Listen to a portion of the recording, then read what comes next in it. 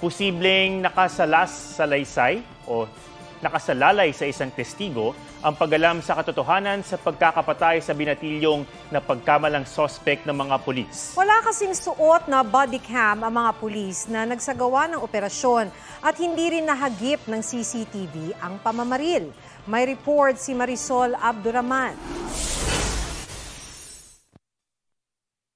Sana tulungan mo si Jemboy na makamit niya yung katarungan. Sana sabihin mo yung mga nakita mo, huwag ka matakot sa mga pulis kasi tutulungan tayo ni Lord.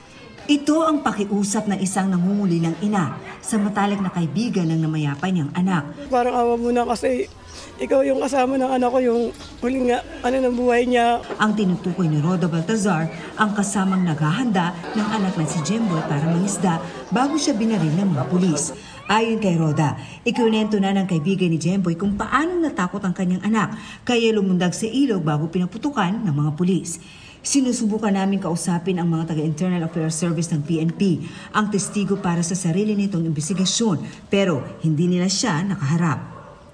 Umaasa si Roda na may iba pang lulutang na testigo, lalo't ayon mismo sa Navotas Police Station, walang kuha ang mga pulis habang ikinakasa ang operasyon.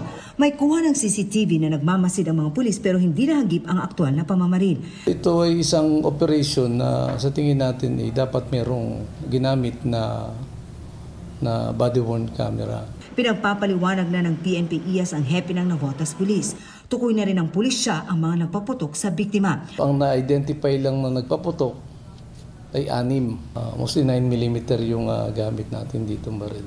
Hot pursuit ang operasyon laban sa isang suspect sa murder case na naganap din noong August 2 na matan umano ang hinaharap na suspect sa bangka kung saan naroon si Jemboy. Hindi ito magkahawig pero ayon sa kanilang istorya, ito ay tumalon sa tubig. Ang sabi ng witness mismo nakatabi na winarningan shot daw sila.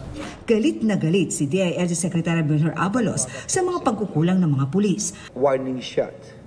There are elements that kailangan nasa procedure yan At ang pinakamali sa lahat, babaril ka na lang ng basta-basta pagkatapos nando na, hindi mo palang kinuha yung bata. Nasampahan na ng reklamong reckless imprudence resulting to homicide ang mga sangkot na pulis. Pero pinag-aaralan kung pwede pang maiangat ang reklamo sa murder. Marisol Abduraman, nagbabalita para sa GMA Integrated News.